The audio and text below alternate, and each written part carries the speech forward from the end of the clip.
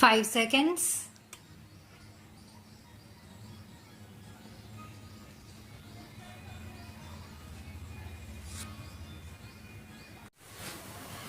I am thankful to you for having given me this opportunity long last to say a few words on the budget.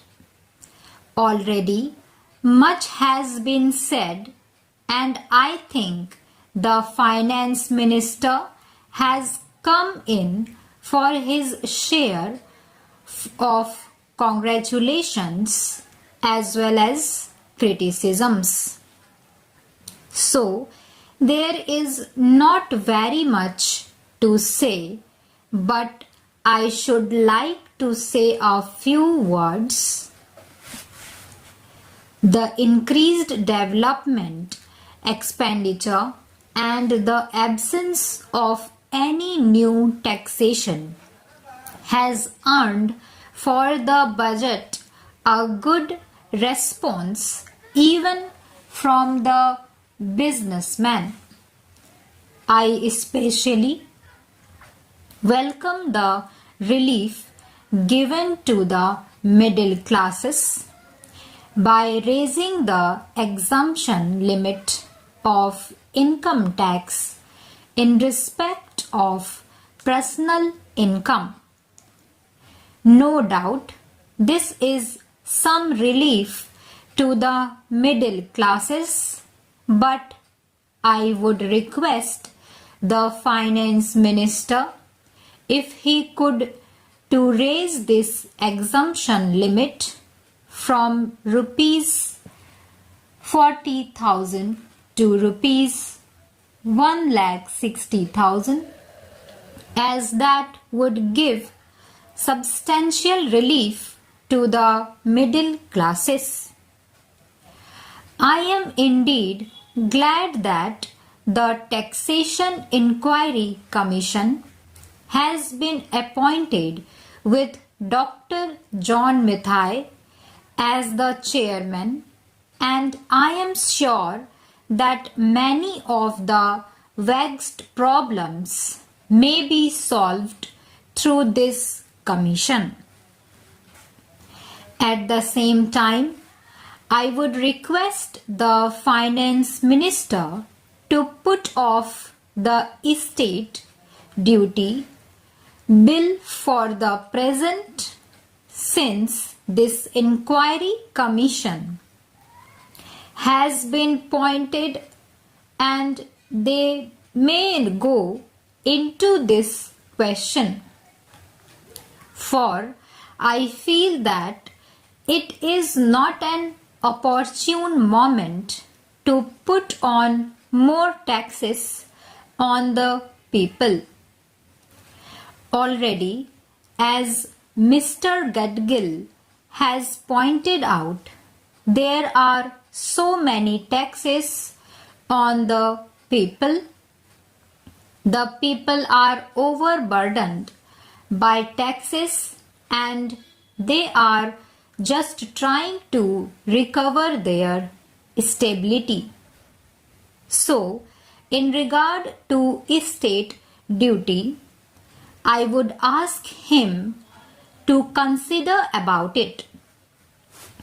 My reason for asking it to be postponed is, as I have said, that the people are still facing economic distress, and then our government is not able to offer the amenities which other countries have, where the estate duty exists, such as free compulsory education for children, free medical aid, homes for the poor, and the destitute old age pensions, etc. So, my humble suggestion is that this point may be considered by the Taxation Inquiry Commission. I agree that there is a brighter side of the picture and that instead of continually harping on our poverty, we should also see the bright side. We are making encouraging progress towards laying the foundation of a welfare state.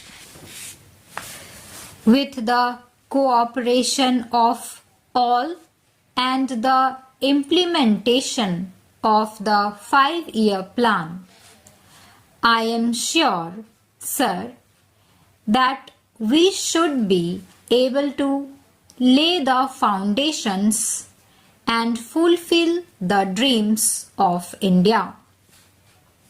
It is indeed encouraging to know from the Finance Minister that there is a tendency of lowering food prices all over the world, and in that case, the prices in our country too would be lowered.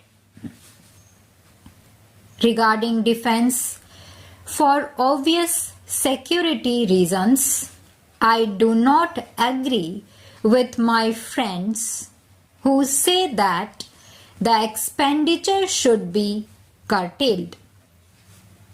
It is not advisable to take any undue risks and slacken the defense arrangements.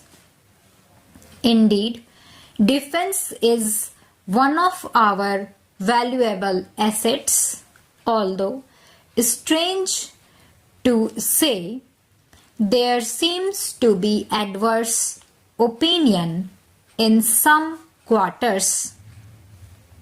I agree with what General Caripa once said, that God and army are remembered only when there is trouble.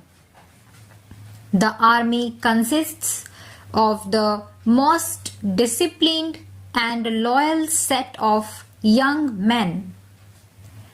It would not be proper to effect economy in the pay of these brave officers, as it would not be an incentive for the right type of young men to join the army, and it would become ineffective and inefficient.